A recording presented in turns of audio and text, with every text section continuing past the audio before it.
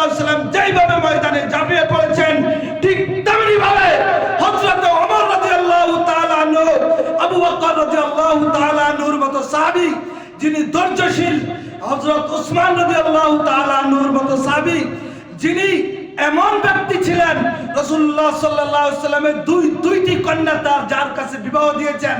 রাসূলুল্লাহ সাল্লাল্লাহু আলাইহি ওয়াসাল্লাম ঘোষণা করেছেন, যদি আমার আরেকটা মেয়ে থাকতো আমি উসমানের কাছে বিবাহ দিতাম।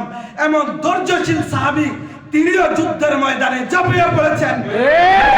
ইসলামের বিপক্ষে যে কথা বলছে তার জন্য আমরা ইদানিং লক্ষ্য করছি যে স্বৈরা শাসক বাংলাদেশ থেকে যাওয়ার পরে ইসলাম নিয়ে এখনো ছিনিবিনি খেলার জন্য বাংলার জমিনে কিছু কীট রয়েছে, যাদেরকে এখনই যদি আমরা প্রতিহত না করতে পারি, এখন যদি আমরা তাদেরকে প্রতিহত না করতে পারি, তাহলে আমাদের হয়তো এই সুযোগটা হাতছাড়া হয়ে যাবে।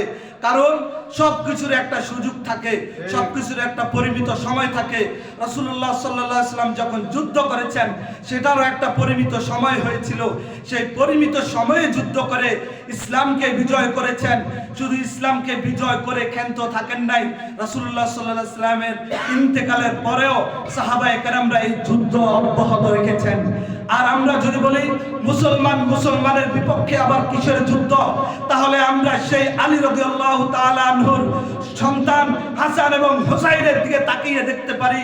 রাসূলুল্লাহ সাল্লাল্লাহু আলাইহি ওয়াসাল্লামের স্ত্রী হযরতে আয়েশা রাদিয়াল্লাহু তাআলা আনহুর দিকে তাকিয়ে দেখতে পারি, যিনি একজন মহিষী নারী হয়েও যুদ্ধের ময়দানে ঝাঁপিয়ে পড়েছেন।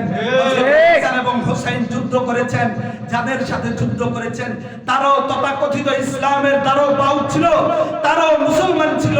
আমরা ওই সমস্ত মুসলমানের সাথে যুদ্ধ করব যারা মুসলমানের নাম ব্যবহার করে কোরআন এবং হাদিসের দাওয়াত দিয়ে ভিতরে ভিতরে মুনাফিকি করে, তাদের বিপক্ষে।